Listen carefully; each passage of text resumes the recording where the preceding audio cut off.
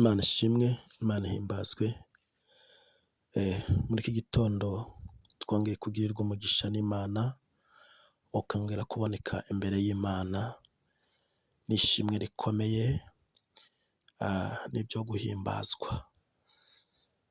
Umaze igihe kinini uri mu buzima budafatika, ariko Imana yiteguye kuguhindurira amateka, Imana yiteguye kuguhindurira izina, Imana yahindura ubuzima wowe utabibona, wowe utazi uko bigenze. Imana yahindura ubuzima bwawe. Wowe icyo usabwa ni ukubana n'Imana muri ibi bihe. Umuririmbyi wuzuye Mwuka Wera aravuga ngo mu gihe cyo gusenga amasengesho yacu agera kure cyane, atambuka inyenyeri. Mwene data, nkwifurije kubana n'Imana, nkwifurije kuba mu bihe byo gusenga. Igihe cyo gusenga, iyo umuntu ari kumwe n'Imana, imubwira andi masezerano mashya, imuha ibindi byiringiro bishya mu buzima bwe.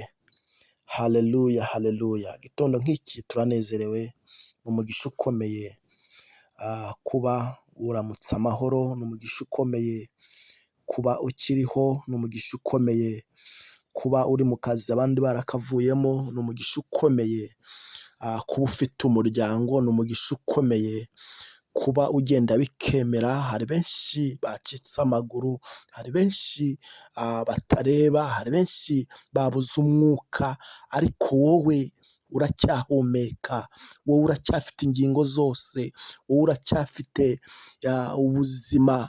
Haleluya. Ibyo wakakwiriye kubishimira Imana, wakakwiriye kuvuga ngo Mana ndagushimiye kubw'imbaraga zawe, wakakwiriye kuvuga ngo Mana ndagushimiye kubw'imirimo yawe. Imana ishimwe, Imana ihimbazwe. Rero ndabasuhuje aho muherereye hose, mwebwe mubana natwe, mwebwe mudahwema kubana natwe kuri Dufite Imana TV. Imana ibahe umugisha, Imana ibiteho, Imana ibagirire neza, Imana iguhe ibyo utari ufite, Imana igushumbushe. Haleluya. Hari ibyagiye, ibyo bireke bigende, ntabwo byari iki gihe, ntabwo cyari igihe cyawe, ariko igihe cyawe ni iki. Haleluya. Imana ihimbazwe, Imana ikomeze ikwiteho, Imana ikomeze yite ku buzima bwawe, Imana ikomeze igufate, Imana ikomeze ifate ibyawe. Haleluya. Imana ikomeze ubuzima bwawe ibusigasire. Imana ishimwe. Ni igitondo cyo gushima, ni igitondo cyo kuvuga ineza y'Imana, ni igitondo cyo kuvuga imirimo y'Imana. Reka nkubwire mwene data, ibyo wakora byose tubaha Imana, ubaha Imana, umatana n'Imana. Haleluya. Imana izabana nawe, Imana izagendana nawe, Imana izakwereka inzira ucamo, Imana izakwereka haleluya ubuzima ukwiriye kubamo. Haleluya. Gisha inama Imana, yigisha inama, yibwire ibyo ukeneye, yibwire ibyo ushaka, irabishoboye.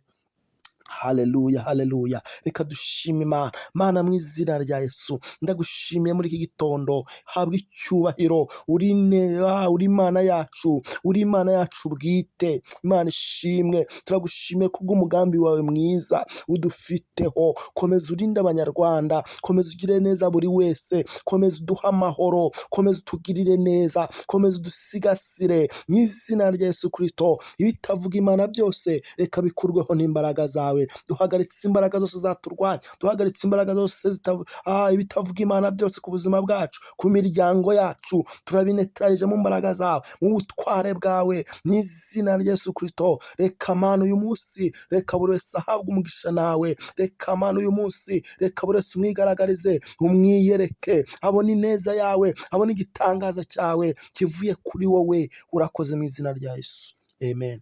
Hari ijambo dusanga muri Yosuwa ni ibice 14. Turaza gusoma n'umurongo wa 13. Haravuga ngo Yosuwa aha Kalebu mwene Yefuni umugisha, maze amuha umusozi witwa Heburoni ngo habe gakondo ye. Nicyo cyatumye Heburoni haba gakondo ya Kalebu mwene Yefuni umunekazi. na bugingo n'ubu, kuko yomatanye n'Uwiteka Imana ya Isirayeli. Amen.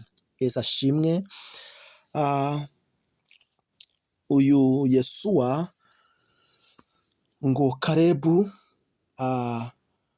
mwene Yefuni, Yesuwa amuha umugisha, amuha gakondo, amuha umugabane. Imana ishimwe. Ntabwo nzi ubuzima ubayemo, ntabwo nzi ubuzima uriho uburimo, ariko Imana yiteguye kuguha umugabane. Niryo jambo nzanye muri iki gitondo.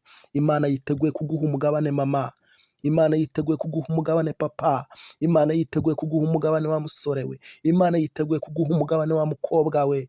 Haleluya. Ngo Yosuwa, haleluya, ngo aha umugabane, aha gakondo Kalebu. Imana ishimwe.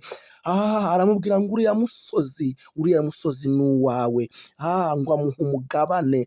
Kalebu arongera aranezerwa, amuha umugabane, yongera kwicara aratuza. Haleluya. Nkubwiye muri iki gitondo, Imana iguha umugabane, umugabane papa wawe na mama we bataguha, ababyeyi bawe bataguha, Imana iwuguhe. Imana ishimwe. Iyo yaguhaye umugabane, uzi icyatumye Kalebu Imana Yesuwa amuha umugabane, ngo nuko yomatanye n'Uwiteka Imana ya Isirayeli.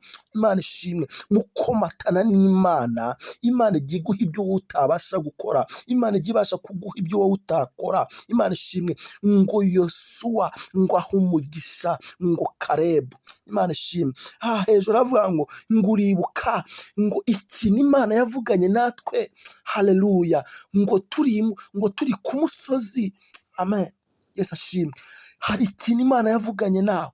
Wowe omatana n'Uwiteka Imana, irahindura ubuzima, irahindura ibyo uri ugenderamo bidafite umumaro, kuko Imana yiteguye kuguha umugabane mama. Haleluya. Ariko ushobora kuvuga ngo muri Kigali nta mugabane mfite, ushobora kuvuga muri Kigali nta nzu mfite, ariko Imana yiteguye kuguha umugabane mu buzima bwawe. Ntiwongere gutinya, ntiwongere kwiheba. Imana igufiteho umugambi mwiza, Imana igufiteho ibyo yiteguye kugukorera. Uyu mwaka tutarawusoza, ongera wizere Imana, ongera ubane nayo, kuko Imana igiye kubikora. Haleluya. Ngo Kalebu ngo ahabwa umusozi ngo wa Heburoni. Imana iguha umusozi wawe ku buzima bwawe, mu izina rya Yesu. Amen.